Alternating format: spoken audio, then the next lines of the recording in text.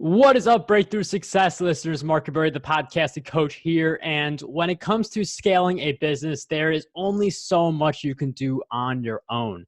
And part of scaling is removing yourself as the person who has to receive all the decisions, who has to micromanage everyone. So we are going to talk about how do you remove yourself as that choke point so that your business is able to scale.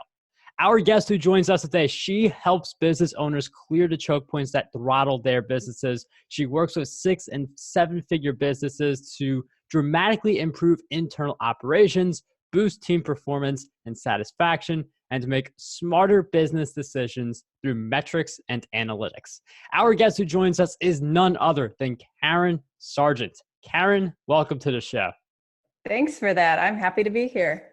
Karen, I'm so happy to have you on Breakthrough Success, and thank you so much for listening. Whether you are working out or driving or whatever it is you are doing, thank you for choosing Breakthrough Success and this episode where we're going to interview Karen about removing those different choke points in our businesses. And I think one of those big ones is that we have to be that executive decision maker, and we don't like to see decisions made in our business without our involvement. And how can we get to that point where we have trustworthy people working for us and we could just pull back a little bit and let them do their thing?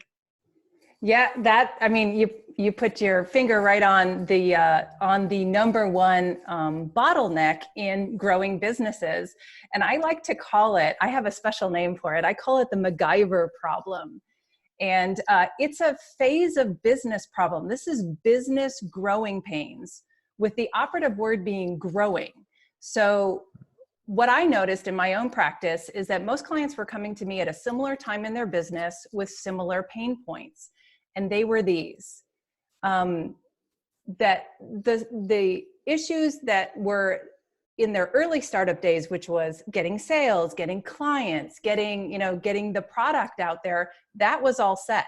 That is actually working well, but it's that external success that was causing some internal breakages in their business. So they're drowning in work. They're doing last minute fire drills. They're trying to delegate to their team, but they feel like when they do, they don't like what they're getting back, either quantity or quality. They don't like what they're getting back. And one of the typical things that I hear is, hey, I'm adding headcount, but it doesn't feel like there's any less work on me. And so all of these are kind of like an upper limit in their business. But all of those pain points have one single source, and that single source is them as the bottleneck. And I do feel like there are people who can relate. At the beginning, the sales and the clients, like that's the big thing, acquisition. But then there's a point where what we're more focused on is, you're at that point where you've got some sales, you've got some clients coming in, and you feel a little overwhelmed with all of that work. And you feel like your business is your baby, so you don't want to hand it off to anyone else. But at the same time, you do have to make that decision in order to move forward. And part of that is looking within to figure out, like, what are my bottlenecks? What are the things that are holding me back? Because people just don't say one day, like, oh, I should go to Karen because Karen helps with this. It's like, wait a minute, I have a problem here. How do I fix it? Oh, hey, here's Karen. So how can we figure out like what those bottlenecks are, those choke points that are preventing us from moving forward? Yep, perfect. So what happens at these inflection points, like what you just described, is that the old way of doing things is starting to cause a problem. So what got them here is not going to take them to where they're going to go next. And I call that old way of doing things the MacGyver toolkit, because it reminds me of the TV character. So remember MacGyver, they have their hands in just about everything. They make the impossible possible. They're not even sure how it happens, but it does. And they come through in the clutch. And in fact, it's those clutch situations that tend to bring out the best in them. So I love calling it MacGyver because these were once habits of success. That MacGyver toolkit is how that growing business got to where it was, or it is today. And so it was effective then, but now it's actually causing those bottlenecks, because think about it, MacGyver doesn't scale. So they're at a point where even adding one more client or doing one more launch actually hurts more than it helps. And so they have to figure out, how to fix it. So in my opinion, the fix is a combination of mindset and tactics. So I'd love to talk about like one of the most practical things that you can be doing differently. So the problem is, right, that the CEO is involved in nearly every project. That's what it means to be a choke point. So everything has to pass through the hands and the brains of the CEO, which doesn't scale. So they know this. They're not unaware of the diagnosis, and they're not unaware of what the solution is. The solution is to pull back. So when they get disappointed with the work that gets done when they do. So when your choices are constant involvement or being disappointed, you have to yourself pull back and look at the type of guidance that you're giving the team. And honestly, project specs are usually way too vague for a team to meet expectations, like working on their own. And sometimes I see the opposite problem when CEOs are managing experts who actually can work with high-level goals, and they're sort of micromanaging. So you kind of get both things. You get kind of absentee ownership or the boomerang boss that's trying to micromanage. Mm. And that's a really great point you make, where some bosses, a lot of them, I think the boomerang boss is far more common, but you do have that boss who will just step away and, I pay you, you should do what I say, and you should be doing all these different things. So there is that mix of being involved, but not over involved, and just being able to hit that point. How would you suggest we do that? Because I feel like it's such a Right. So let me just crystallize what I feel the problem is. So I call it a translation issue. And let me give you an analogy that might hammer this home. So imagine yourself as the owner of this hot new restaurant. And you're the owner, you're the head chef, it's your baby. You've designed every dish on that menu. So you have a new dish. You figured it out in your own test kitchen. You wrote up the recipe card. So you head to the restaurant, you go to the kitchen, you walk up to your grill guy who's going to be cooking this new dish. And you love your grill guy, right? He does excellent work. And you hand over the recipe card.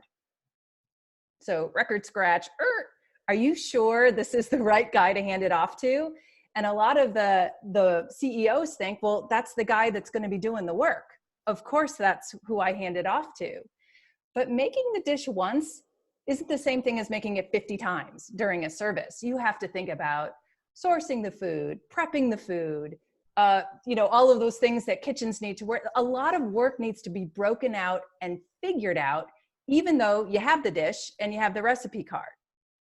So the grill guy is there to sort of rock his 4x3 part of the kitchen, and he cooks burgers to perfection, but he's not the guy to take a recipe card and sort of break it out and figure out what the rest of the kitchen is going to be doing, as well as himself, to get this thing out during service.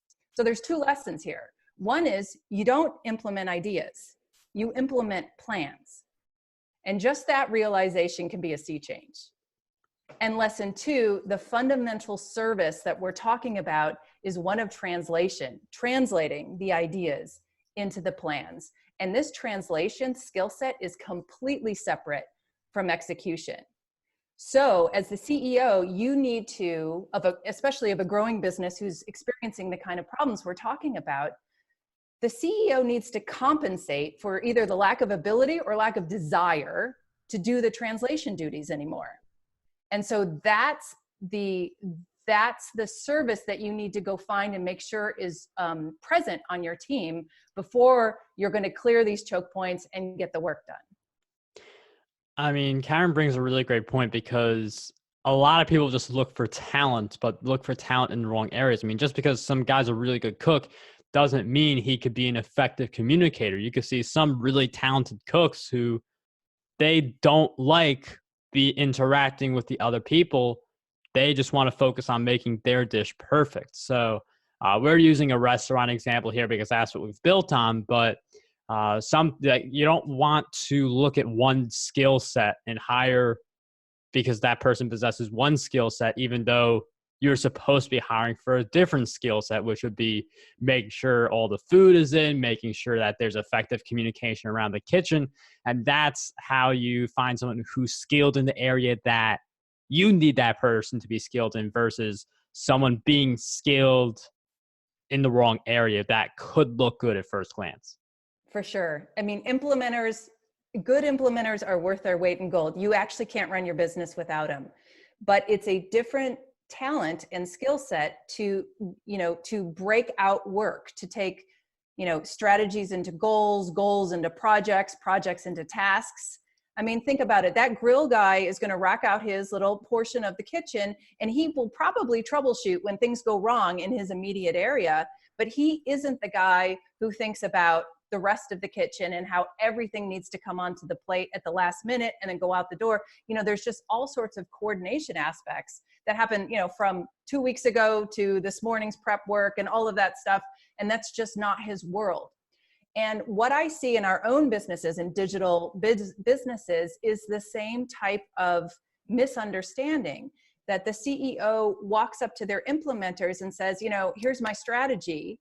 Could you do the work that would bring us the result that I want? And it's not that they're unwilling, and it's not that they don't, sometimes they get lectured about, taking ownership and stepping up, but really it's a different skill set altogether to translate something like that, a dish and a recipe card, into what you're going to do repetitively to get the work out the door. And it's those, I'd love to talk in more detail about those translation gaps, because that is the critical hire for a CEO who's experiencing these types of problems in their business, right at this inflection point where sales and marketing is working, but internal ops kind of isn't. It's almost always one of these two positions that's missing. Yeah, I mean, that's a really great point, because you could have the tactics, you could have the strategies, but if you give all that to the wrong person, then all the people below, I mean, you could say like, this whole segment is failing, like this whole segment's like completely unproductive, but it could just be this one guy you have at the top who's not enforcing the right rules or not giving people the right guidance to do their jobs effectively. And Karen, you bring up a great point. Find that right person who's worth their weight in gold. The only problem with hiring people worth their weight in gold is they might be thinking about, I want to start my own restaurant, or I want to do my own business. So while it's great to have these people, how do you plan for them to say like 3-week notice, I'm going on my own? Well, that's an interesting problem, because a lot of the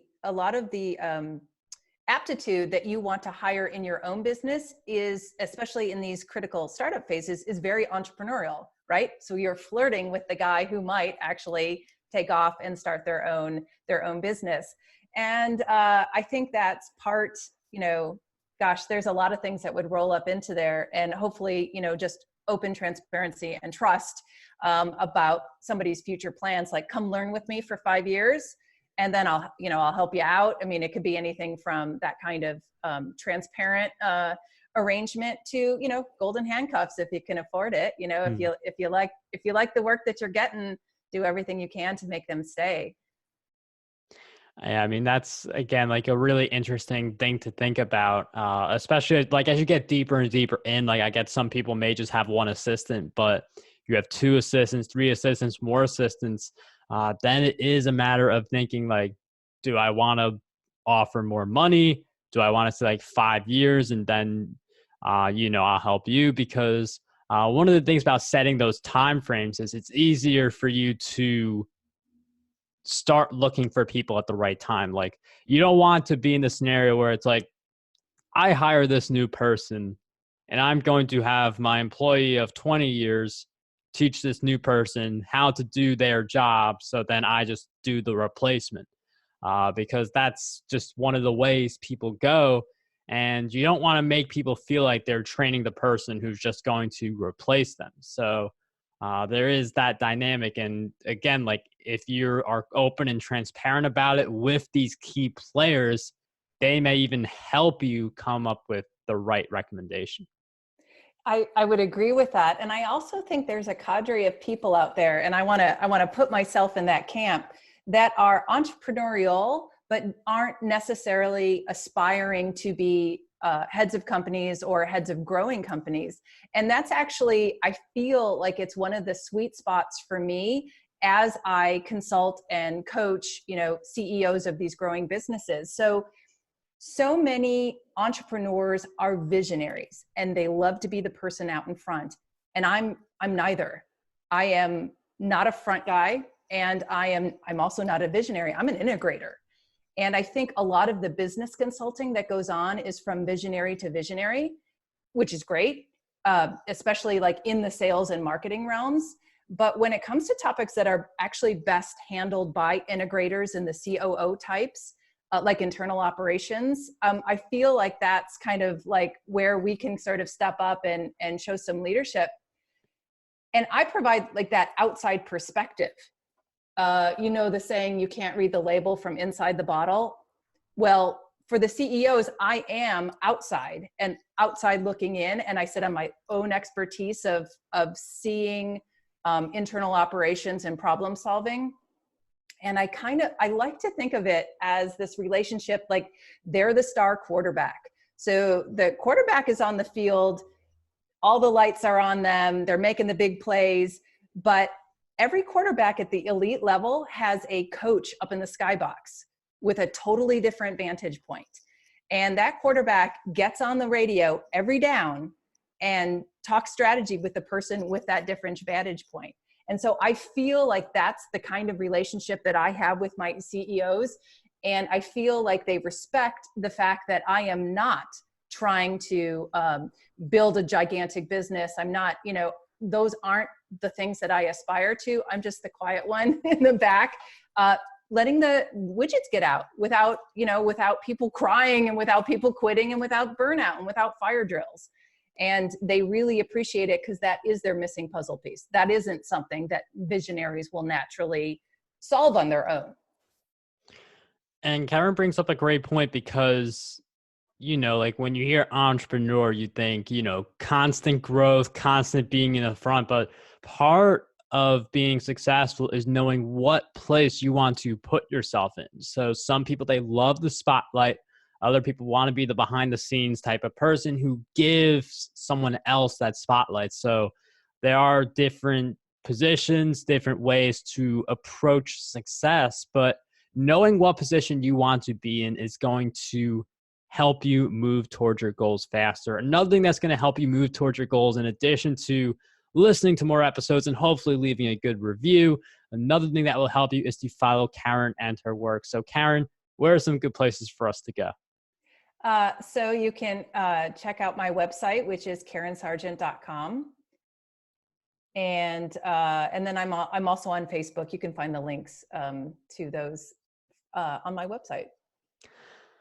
We'll also have those links available in the show notes for anyone who's interested in following Karen and her work. But once again, Karen, thank you so much for joining us on Breakthrough Success. It was a pleasure to have you here today. Thank you very much.